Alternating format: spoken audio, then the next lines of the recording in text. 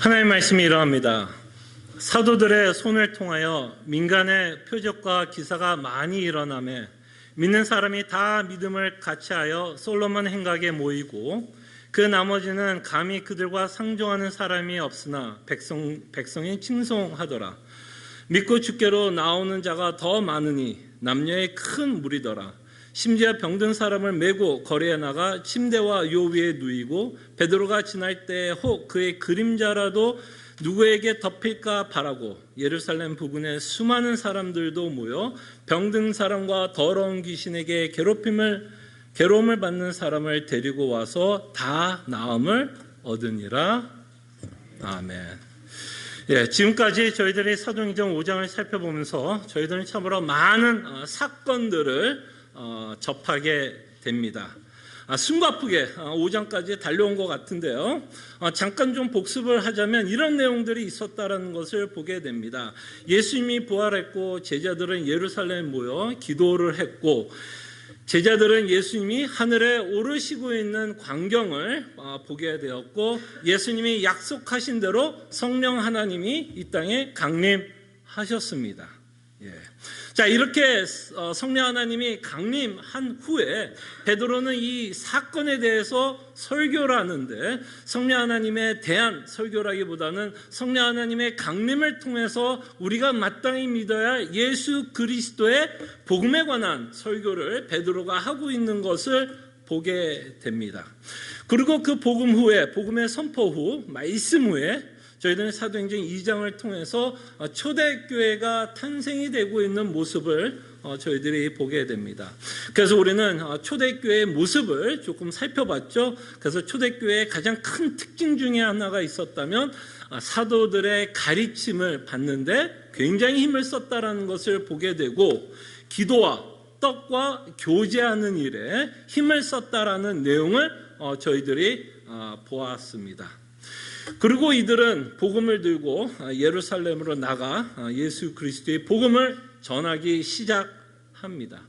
그러면서 사도 베드로와 요한은 40년 된 안진뱅이를 만나게 되고 그 40년 된 안진뱅이를 일으키게 됩니다. 걷게 되는 어마어마한 기적을 행하고 있고 그 기적을 많은 사람들이 그것을 보게 됩니다.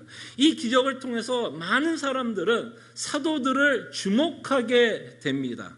그러나 사도들은 이 기적을 통해 그 기적을 행했다라는 것에 대해서 자신이 하지 않고 살아계신 예수 그리스도로 말미암아 이 안진뱅이가 일으킴을 받았다라고 말씀을 하면서 다시 한번 성령 하나님이 강림하실 때와 똑같이 안진뱅이가 일어났을 때도 예수 그리스도의 복음을 전하고 있었다라는 것을 저희들이 보게 됩니다. 자, 근데 이제부터 복음을 전한 사도들에게는 어마어마한 핍박이 시작입니다. 끝이 아니라 시작하고 있다라는 것을 저희들은 보았습니다. 자, 이렇게 핍박 가운데서도 내부적으로는 교회 안에서는 서로를 섬기고 있고 서로를 사랑하고 있고 서로가 서로에게 위로와 격려를 하고 있는 모습을 보게 됩니다. 그래서 초대교회의 모습을 저희들이 표현하자면 사랑의 공동체였다라는 것을 저희들이 보게 됩니다. 그들은 성도들을 사랑해서 자신이 가졌던 모든 물건들을 팔아서 가난한 자들, 필요한 자들에게 나눠주고 있는 사랑의 공동체의 모습을 보게 됩니다. 그때 저는 이 모습을 천국의 삶의 모습이 일시적이나마 투영이 됐다라고 말씀을 드렸습니다. 그럴 때 이렇게 일시적으로 투영이 되고 있지만 이 모습은 초대교회뿐만 아니라 모든 성도들, 모든 교회가 지향해야 할 모습이다라고 말씀을 드렸습니다.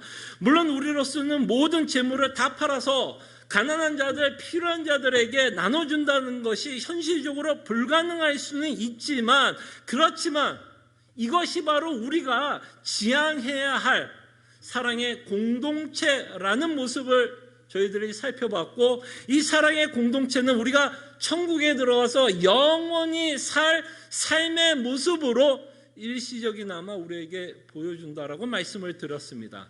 이런 모습을 통해서 이 현재의 교회들은 마땅히 뭐라 그럴까요? 마땅히 따라가야 할 마땅한 본이 되고 있다라는 것을 말씀드렸습니다.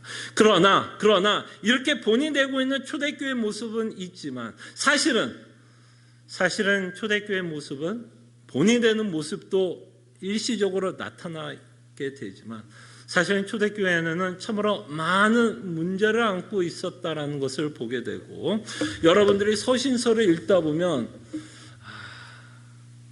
이 세상의 교회와 초대교회가 별로 다르지 않다라는 모습을 보게 됩니다. 그럴 때 우리는 지난주에 아나니아와 삽비라의 사건을 통해서 교회 안에 있는 성도들이 갖고 있는 struggle, 갈등에 대해서 살펴봤습니다.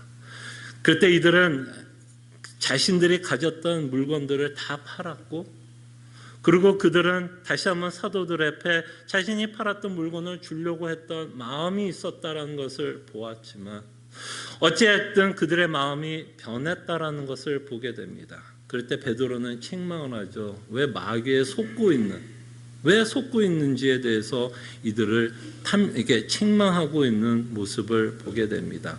그럴 때 성도는 우리는 두 가지의 마음을 갖고 살아간다고 말씀을 드렸습니다. 예수 그리스도의 복음을 믿고 그리스도가 요구하는 삶을 살아가고자 하는 열정과 열망이 있지만 여전히 우리 안에 죄성이 있어 이 두 마음이 뭐예요? 두 마음이 어때요? 두 마음이 끊임없이 싸우고 있는 것을 보게 됩니다. 그래서 어떤 날에는 성령이 원하는 삶을 살아가는 날도 있겠지만, 그죠? 그래서 성령의 열매를 맺는 날도 있겠지만 어느 날에는 우리의 죄성이 이기는 날도 있어 우리의 죄의 열매를 맺고 살아가고 있는 우리의 모습을 우리는 이 땅에서 현실적으로 성도로서 경험하고 있는 내용을 저희들이 살펴봤습니다. 자, 제가 왜 이것을 복습을 좀 하고 있느냐면요. 이렇게 초대교회 우리가 사도행전 1장에서 5장 또는 초대교회의 모습을 보면서 참으로 많은 사건들을 저희들이 보면서 큰 그림을 놓치지 마시기를 바라는 마음으로 여러분들에게 이 복습을 시키는 겁니다. 참으로 이들 앞에서는 수많은 사건들이 있었고 우리도 수많은 사건들을 보게 되어서 혼란과 혼돈 가운데 있었던 초대교회의 모습을 보지만 오늘 본문을 통해서 우리는 계속해서 하나님이 어떤 일을 하고 있는지를 보게 됩니다. 여전히 예수 그리스도의 복음은 전파가 되고 있고요. 그 예수 그리스도의 복음이 전파되었을 때 많은 사람들이 주께로 돌아오고 있고 믿음을 고백하고 있는 모습을 오늘 우리는 확인하게 됩니다. 그때 사도행전이 갖고 있는 큰 그림을 놓치지 마시기를 바랍니다. 디테일한 부분 때문에 우리가 혼란스럽고 혼돈스러울 수 있지만 사도행전은 예수 그리스도의 복음이 어떻게 땅끝까지 이르게 되며 그 복음이 전해졌을 때 어떤 현상들이 일어나고 있는지를 저희들에게 말씀하고 있고 그 일어나는 그런 현상들을 가지고 우리의 삶 가운데 또는 우리의 교회 가운데 어떤 식으로 적용을 해야 할지를 가르치고 있는 성경책이라는 것을 잊지 마시기를 바랍니다. 그래서 12절에 보면 아나니아와 삽비라의 사건으로 인해서 교회는 혼란스럽고 두려운 가운데 있었는지는 모르지만 12절을 통해서 다시 한번 이런 일들이 기록되고 있는 것을 보게 됩니다. 12절 사도들로 통해서 믿는 자들이 솔로몬 행각에 모이고, 자 뭐예요? 여전히 믿는 자들이 솔로몬 행각에 모이고 있고 우리가 추측을 할 수 있겠죠. 모여서 뭘 했을까요, 여러분? 모여서 뭐 했을까요? 사도들과 뭘 했을까요? 분명히 사도들은 모인 성도들에게 예수 그리스도의 복음을 전했을 것이고 사도행전 2장에 나왔던 것처럼 이들이 힘썼던 일 중에 하나가 뭐였죠? 사도들의 가르침을 받는데 굉장히 힘을 썼다라는 기록을 봤을 때 분명히 이들은 솔로몬 행각에 모여서 사도들이 전했던 예수 그리스도의 복음을 배우고 있었다라고 우리는 충분히 추측할 수도 있겠고, 이런 상황 가운데 14절에 보면 좀 전에 말씀드린 것처럼 예수 그리스도로 말미암아 중생을 얻고 돌아오고 있는 자들을 저희들이 보게 됩니다. 14절 믿고 주께로 나오는 자가 더 많으니 남녀의 큰 무리더라. 여전히 하나님은 예수 그리스도의 복음을 전하고 있는 것을 보게 되고, 창세전에 하나님이 예정한 자들을 구원을 베풀고 계시다라는 것을 저희들이 보게 됩니다. 그래서 우리는 이런 광경을 보면서 하나님이 여전히 은혜를 베풀고 있고 구원을 베풀고 계시다라는 것을 우리가 놓치지 않기를 바랍니다. 우리가 어쩌면 가장 기뻐해야 되는 내용이 있다면 오늘 이 본문에 기록되어 있지 않나 생각을 해봅니다. 예수 그리스도의 복음이 전해지고 있고 그 복음으로 말미암아 구원을 받고 하나님께로 돌아오고 있는 모습을 저희들이 보게 되고, 이 역사적인 현장을 보면서 우리는 기뻐해야 되지 않나 생각을 해봅니다. 그래서 저는 이 말씀을 묵상하면서 오늘 우리에게도 하나님께서 참 기쁜 예식을 저희들에게 허락하고 있음을 여러분들에게 말씀을 드립니다. 교회 행사 가운데, 교회 예식 가운데 가장 기쁜 행사가 뭘까요, 여러분? 어떤 행사가, 어떤 예식이 교회에서 가장 기쁜 행사와 예식이 될까요? 저는 오늘 우리가 있을 입교식과 세례식이라고 저는 생각이 듭니다. 왜 입교식과 세례식이 우리에게는 가장 기쁜 일이 되냐면, 이 입교식과 세례식을 통해서 이 입교식과 세례식을 하는 그 당사자가 예수 그리스도의 복음을 믿고 있다라는 것을 하나님과 성도들 앞에 자신이 믿음이 있음을 우리에게 선포하는 날이고, 그 믿음을 선포하는 걸 통해서 우리는 무엇을 바라보는 거죠? 무엇을 바라보는 겁니까? 여전히 하나님은 구원의 손길을 펼치고 있구나. 하나님은 여전히 예수 그리스도의 복음을 사랑하는 성도들에게, 사랑하는 자녀들에게 베풀고 있구나. 그 구원의 현장을 우리는 뭐 하는 거예요? 여러분과 저는 목격하는 순간입니다. 그러니까 사도행전에서 일어났던 그 사건이 우리 눈앞에서 지금 일어나고 있다라고 여러분들은 생각하셨으면 합니다. 그럴 때 우리는 주목하는 건 이 세례와 입교를 받는 자들이 아니라, 물론 그들이 오늘 축하를 받겠지만 정말 우리가 주목해야 되는 건 뭘까요? 이 세례식과 입교식을 통해서 우리가 주목해야 되는 것, 예수 그리스도이십니다. 우리에게 구원을 베푸시는 참으로 좋으신 예수 그리스도가 이 입교식과 세례식의 누구예요? 주인공이십니다. 그래서 저는 이 입교식과 세례식이 다만 이 입교식과 세례식을 하는 성도에게만 중요한 것이 아니라 이 입교식과 세례식을 다 보시는 모든 성도들에게도 너무나 놀라운 은혜의 시간, 하나님께 영광을 돌리는 귀한 시간이 되기를 소원합니다. 자, 근데 오늘 본문은 이렇게 많은 사람들이 그리스도로 돌아오고 있는 내용을 기록하고 있고, 여전히 예수 그리스도의 복음이 전해지고 있는 모습을 보게 되지만, 오늘 기록된 사건 가운데 우리가 좀 생각을 안 할 수 없는 사건들이 계속해서 기록되어 있는 것을 저희들이 보게 됩니다. 이들이 예수 그리스도께로 나오는 과정 가운데서 어떤 내용이 기록되어 있냐면, 많은 기적들이 행해지고 있는 것을 보게 됩니다.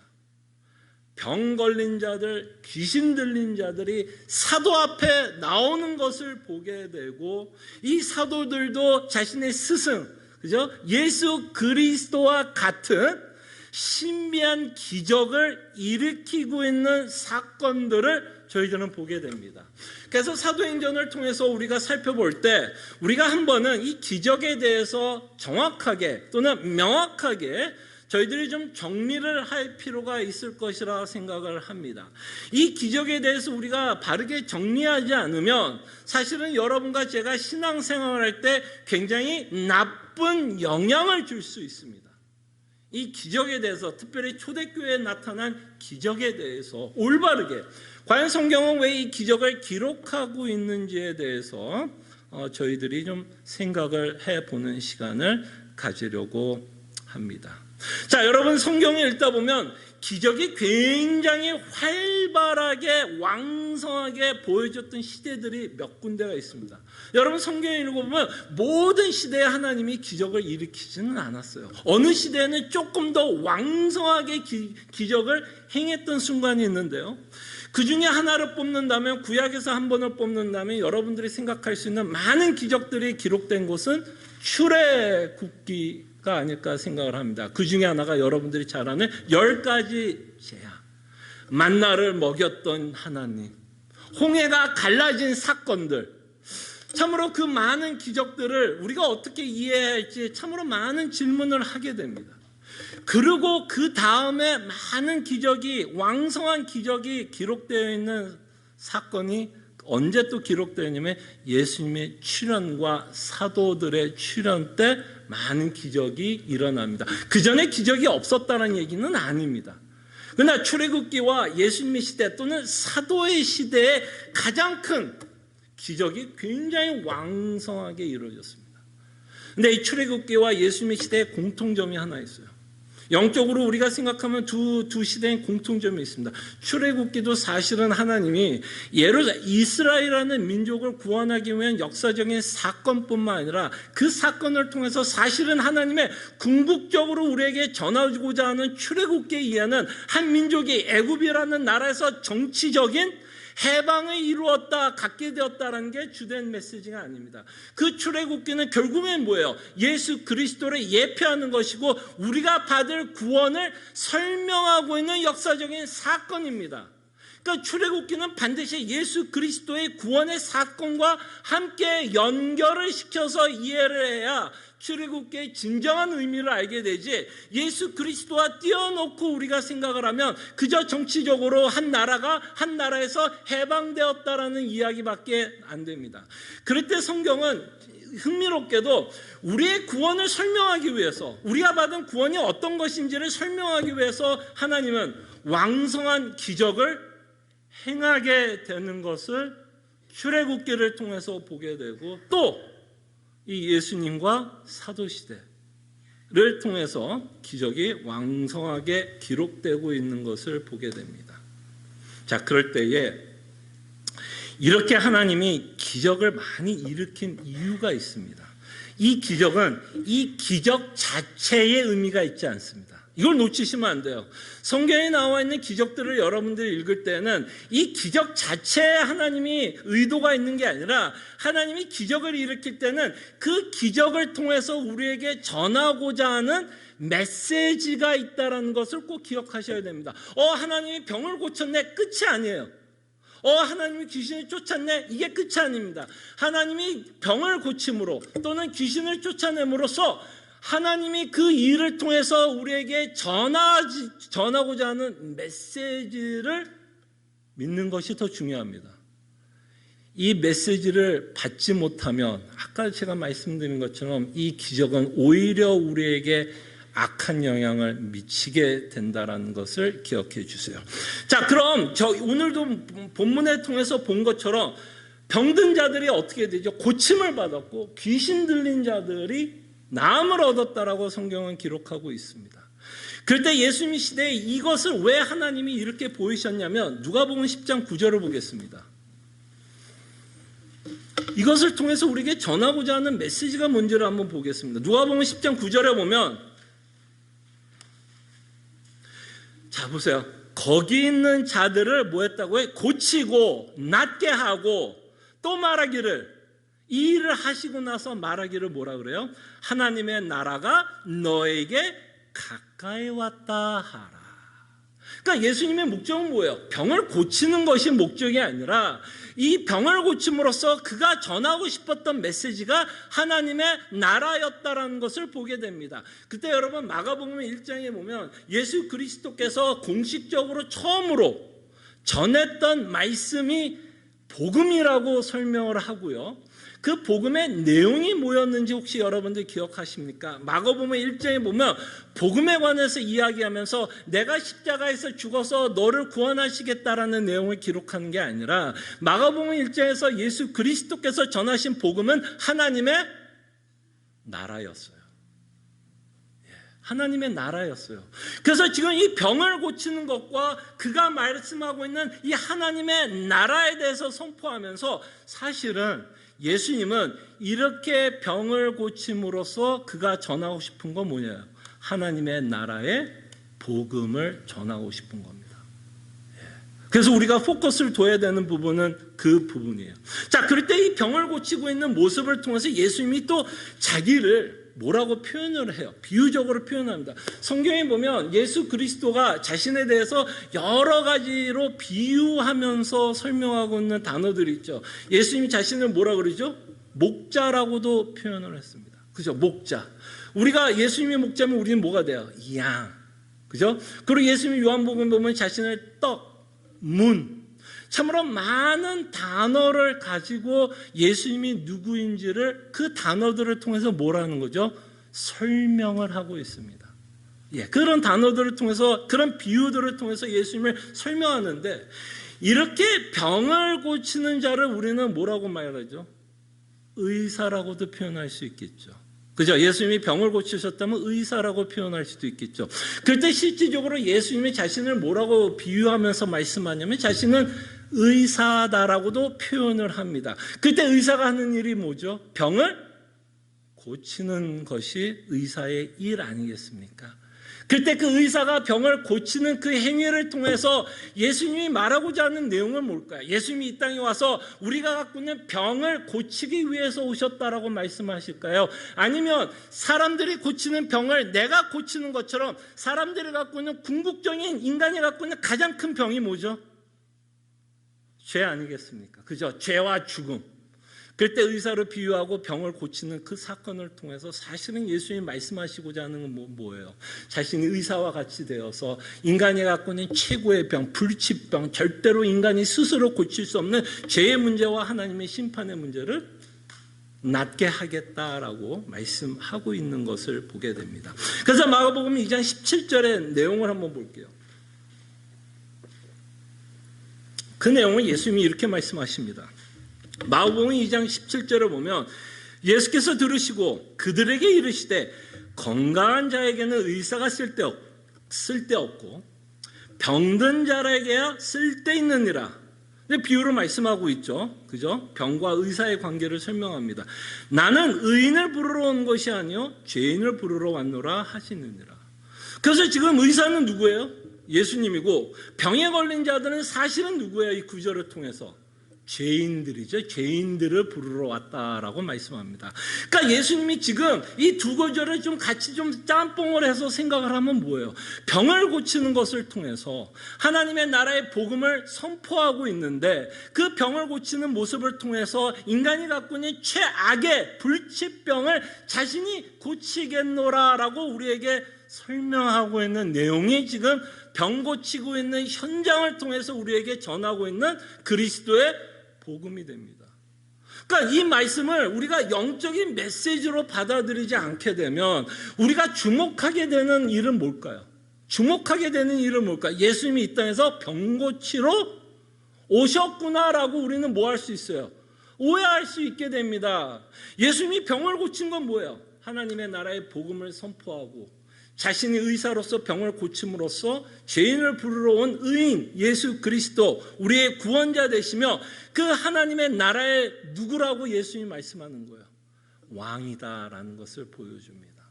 그때 여러분 하나님의 나라가 왜 우리에게 복음이 될까요? 여러분 하나님의 나라가 왜 우리에게 복음이 되냐면 골로새서 1장에 보면 사도 바울이 이렇게 표현을 합니다. 우리가 흑암의 권세 아래 있었던 자다라고 표현을 합니다. 사탄의 권세 아래 있었고 죄 아래 있었고 그런 말미암아 사탄의 권세 아래서 자유함 없이 죽을 수밖에 없는 운명을 갖고 우리는 살아가고 있다 하는데 예수 그리스도의 십자가의 피로 말미암아 이제는 그의 아들의 나라로 옮기셨다라고 말씀합니다.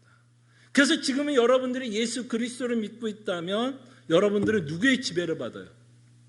하나님, 예수 그리스도의 지배를 받고 통치 아래서 살아가게 됩니다.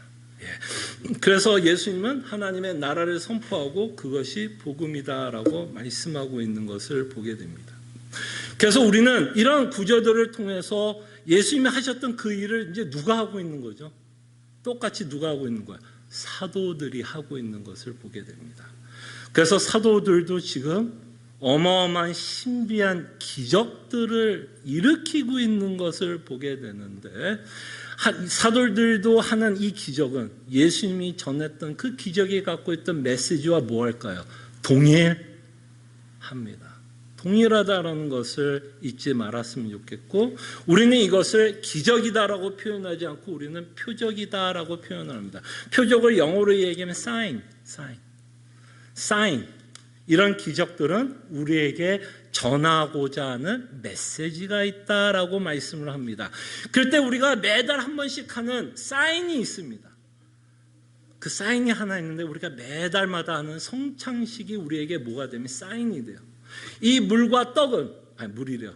포도주와 떡은 그 자체의 의미가 있는 것이 아니라 그 떡과 포도주를 통해서 우리에게 전하는 메시지가 있는 겁니다. 그것은 우리가 믿음으로 성찬에 있는 메시지를 받게 되는 것과 마찬가지로 이 당시에 있었던 기적은 우리에게 복음을 전하는 수단이 되고 있다라는 것을 보게 됩니다. 그리고 우리가 계속해서 사도행전을 통해서 여러 번 보았듯이 이들이 가장 부담스러웠던 게 뭐였죠? 사도들이 가장 부담스러웠던 건 사람들이 기적 자체에 초점을 두는 것에 대해서 굉장히 부담감을 가졌습니다. 그래서 안진뱅이를 일으켰을 때도 사도는 왜 자신들이 한 것처럼 쳐다보느냐, 이 기적을 통해서 다시 한번 예수 그리스도의 복음을 전하고 있는 것을 저희들이 보게 됩니다. 자, 그럴 때 우리가 질문하고 싶은 내용은 이런 질문을 할 수 있다라고 봅니다. 여전히 이런 기적이 지금도 일어날 수 있을까? 어떠십니까? 여전히 이런 기적이 지금도 일어날 수 있을까라고 물어본다면 저는 충분히 있을 수 있다라고 봅니다. 그리고 우리는 많은 간증들을 통해서 하나님께서 자신이 병을 낫게 하셨다라는 간증을 듣게 되고, 참으로 어려운 상황 가운데 있었던 자들을 하나님의 놀라운 손길로 그들이 갖고 있었던 문제를 해결했다라는 것을 간증하고 있는 분들을 보게 됩니다. 저는 그 간증을 거짓말이라고 말하고 싶지는 않습니다. 근데 우리가 놓쳐서는 안 되는 것이 있다면 뭘까요? 하나님이 그 일을 하신 거에 대해서는 저는 시비를 걸 이유가 전혀 없습니다. 근데 문제는 뭐냐면 그것이 우리의 간증의 끝이라면 그때는 문제가 생깁니다.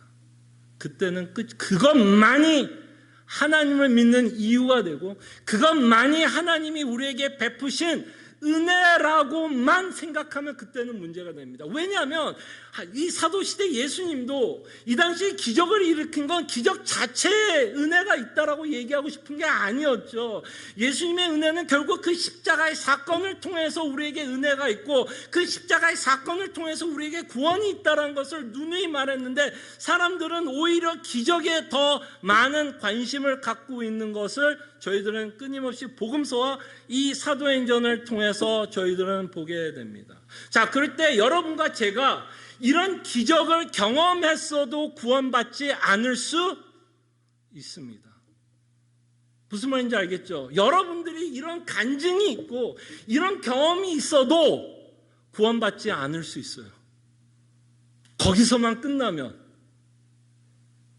왜냐하면 그것이 하나님을 우리가 구원받는 조건이 아니죠. 우리의 구원의 조건은 뭐예요? 예수 그리스도의 믿음이고, 우리가 믿는 내용이 뭐예요? 하나님이 기적을 베풀 수 있다라는 걸 믿는 것을 구원받았다고 이야기하지는 않습니다. 성경은 일관적으로 끊임없이 우리의 구원은 예수 그리스도로 말미암아, 그 십자가의 은혜로 말미암아 구원을 받았다고 이야기하지, 우리가 경험했던 기적이 우리를 구원했다라고 이야기하지는 않습니다.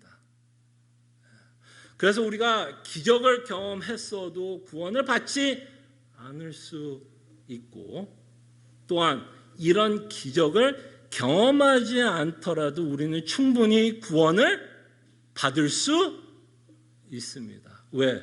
우리의 구원에 기적이 있지 않고 예수 그리스도의 베푸신 구원의 있기 때문이라는 것을 저희들이 기억했으면 합니다. 그럴 때 우리가 경험하고 있는 일, 하나님이 우리와 함께하고 있는 이 일 때문에 우리가 경험하고 있는 간증들을 제가 여러분들을 폄하하려고 하는 마음은 전혀 없다라고 말씀을 드리고 싶어요. 근데 여러분들이 이제 노력을 해야 되는 건 여러분들이 이 땅에 그 하나님이 함께 하셨던 그 손길, 이 현실에 살아가면서 하나님께서 해결했던 그 문제가 뭐하고 연결이 되냐면 복음과 연결을 시켜야 됩니다. 복음과 연결이 시키지 않으면 그 경험은 오히려 여러분들에게 악 영향을 미치게 돼요. 왜냐하면 그 기적을 통해서 하나님이 나와 함께하고 신실하다라는 고백은 충분히 할 수 있는데 문제는 뭐냐면 문제는 여기에서 벌어져요. 하나님이 여러분들이 겪고 있는 모든 문제를 그렇게 해결하지 않는 데에 문제가 있다는 거예요. 무슨 말인지 알겠죠? 여러분들이 갖고 있는 모든 병을 하나님이 365일 이 땅에 살아가면서 그 문제를 그렇게만 해결을 하신다면 여러분들은 그렇게 믿고 나가셔도 됩니다. 그런데 사도행전도 여러분들 보시면 뒤로 가면 갈수록 기적의 내용이 많이 기록되어 점점 좀 없어지는 것 같은 느낌이 들어요. 여러분들이 사도행전 읽으시면요, 끝에 가서는요 기적의 내용 별로 없습니다. 있었는지는 모르지만 기록하고 있지 않아요. 만약에 있는데도 기록하고 있지 않다면 그만큼 이제 기적이 별로 중요하지는 않다라는 거겠죠. 그럼 여러분 서신서 읽어보십시오. 서신서 읽어보면 분명히 신비한 은사에 대해서 이야기를 합니다. 특별히 고린도전서 14, 15, 16 이런 데 읽어보면 그들은 방언도 했고 예언도 했다 그러고 병 고치는 은사 여러 가지가 있다고 합니다. 근데 여러분 굉장히 국한된 내용인 거 아십니까? 서신서에 일관성 있는 건 이런 기적, 신비한 내용이 아니에요. 그죠? 서신서가 일관성 있게 우리에게 끊임없이 말하고 있는 건 예수 그리스도의 복음이지.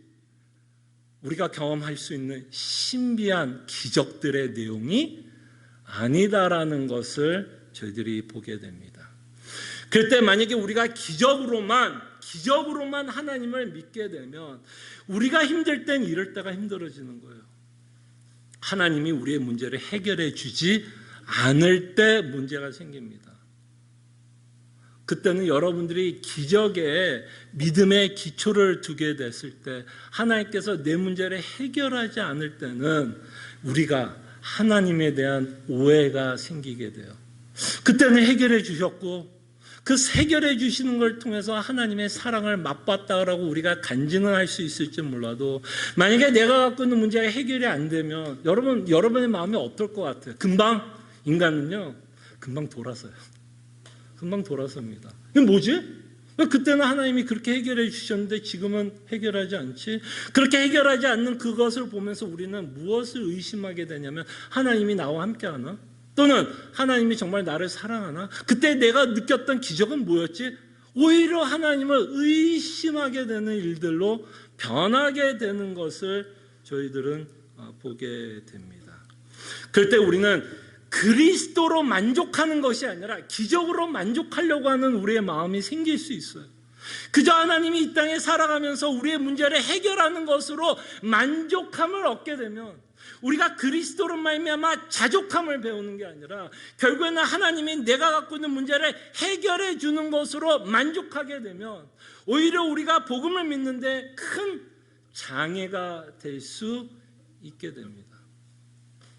그럴 때 여러분들이 이 기적을 좀 어떤 간증이 있으신 분들이 있을 거라고 생각을 하지만 그 간증은 끊임없이 우리가 믿고 있는 복음과 연결이 되어서 그의 신실하심을 우리는 예수 그리스도의 복음을 통해서 그의 신실하심을 맛보는 훈련을 해야 됩니다.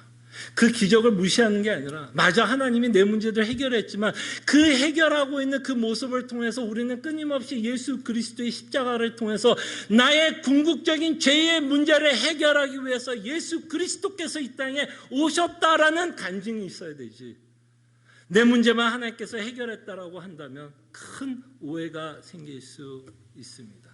자, 그럴 때 저는 이 기적을 원하는 이유에 대해서도 한번 생각해 봤습니다. 왜 우리는 이 기적을 원할까? 여러분 혹시 그러세요? 기적을 원하십니까? 기적을 좀 경험하고 싶습니까? 여러분들이 하나님이 함께하고 있다는 증거로서 우리가 원하는 것이 있는 것 같아요. 저도 그렇습니다. 우리는 내가 하나님을 믿고 있다는 증거를 언제나 찾고 싶어요. 증거를 찾고 싶고 그 증거를 통해서 우리는 뭐를 갖고 싶으냐면 확신을 갖고 싶은 거예요. 그럴 때 우리가 기적을 원하는 건 다만 내 문제가 해결되기를 원하는 마음 때문에 기적을 원하는 부분도 있을 수 있지만 사실은 우리 안에 있는 정말 내가 믿고 있는 믿음이 진짜일까?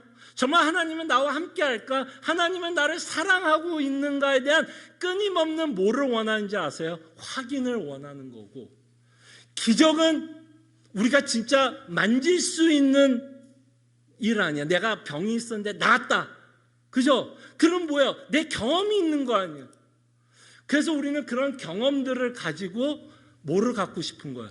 확신을 갖고 싶은 거예요. 아, 진짜 하나님이 함께 했기에 정말 내가 하나님의 자녀이기 때문에 나에게 이런 문제를 하나님께서 해결했구나 라는 확신을 갖고 살아가고 싶어 합니다. 그 중에 한 명이 있었다면 저는 도마 이야기를 하고 싶습니다. 여러분 도마 아시죠? 12제자 중에 한 명이었습니다. 근데 안타깝게도 예수님이 부활하고 나서 예수님의 많은 제자들 앞에 나타났어요. 근데 안타깝게도 도마는 예수님이 부활한 것을 눈으로 목격하지는 못했습니다. 그럼에도 불구하고 많은 제자들은 도마에게 뭐라고 했어요? 야, 예수님 진짜 부활했다라고 이야기했을 때 도마는 믿었나요? 못 믿었나요? 사실은 믿지 못했어요. 그는 뭘 원했어요? 눈으로 확인하고 싶었어요. 안 그래요, 여러분? 정말 부활을 보지도 않고 믿는 여러분들이 대단한 거죠, 사실은. 저는 도마의 심정도 충분히 이해합니다. 난 봐야겠다. 너희들의 말이 틀렸다기보다는 난 좀 봐야겠다. 봐야 믿겠다. 그때 예수님이 뭐라고 말씀하죠? 보지 않고 믿는 믿음. 그것을 더 크게 칭찬하고 있는 내용을 보게 됩니다. 그때 이 기적이 참으로 우리에게 유용하게 사용될 수 있는 부분도 있을 거라고 생각이 듭니다. 그러나 기적을 우리가 잘못 이해하면 아까 말한 것처럼 우리에게 참 악한 영향을 미칠 수 있다는 것을 생각해 보시고 오히려 기적을 경험하지 않는 것이 훨씬 신앙생활하는 데 도움이 될 수도 있는 순간도 있는 것 같아요. 그때 제가 신앙생활할 때 어렸을 때 20대, 10대, 20대, 30대는 여러분들에게도 가끔 제가 성경 공부를 통해서 말씀을 드렸죠. 저도 이런 신비한 은사들을 갖고 계신 분들을 옆에 참 많이 만났고 그런 거를 행하는 것을 많이 봤고 저도 그냥 간접적으로 직접적으로 좀 경험할 때가 있었습니다. 그게 저의 신앙에 도움이 안 됐다라고 하기에는 참 그거는 말이 안 돼요. 제가 경험했던 거기 때문에 도움이 안 됐다고 말할 수는 없습니다. 그러나 그 기적을 제가 말씀 안에서 바르게 해석하고 믿지 않았더라면 저는 그 기적을 의존하면서 살았을 겁니다. 그리고 그 기적을 베푸는 그 신비한 은사를 가진 자에게 끊임없이 의존하면서 살았을 거예요. 내가 문제 있을 때 하나님께 나가는 게 아니라 내가 문제 있을 때는 제가 알고 있었던 권사님이 한 분 계신데 그분한테 연락을 했을 겁니다. 제가 이런 문제가 있는데 권사님은 어떻게 할까요? 무슨 이야기인지 알겠죠?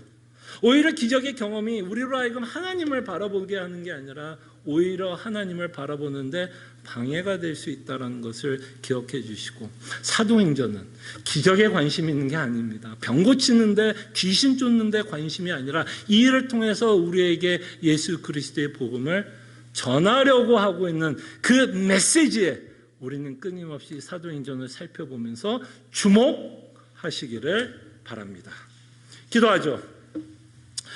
저희가 이제 조금 있으면 이제 세례와 입교식이 있을 텐데요. 그 세례식과 입교식을 위해서 여러분 기억해 주시고 기도해 주시고 이것이 우리에게 참 기쁜 정말 영광의 예식이 될 수 있도록 기도해 주시고 참으로 여러분들 안에 혹시 기적을 경험하신 분들도 있을 거라고 생각이 드는데 우리는 이 기적에 머무는 것이 아니라 하나님께서 왜 이 기적을 우리에게 베풀었고 이 기적을 통해서 우리에게 말씀하시고자 하는 메시지가 뭘까? 그것은 예수 그리스도의 복음이라고 생각이 듭니다.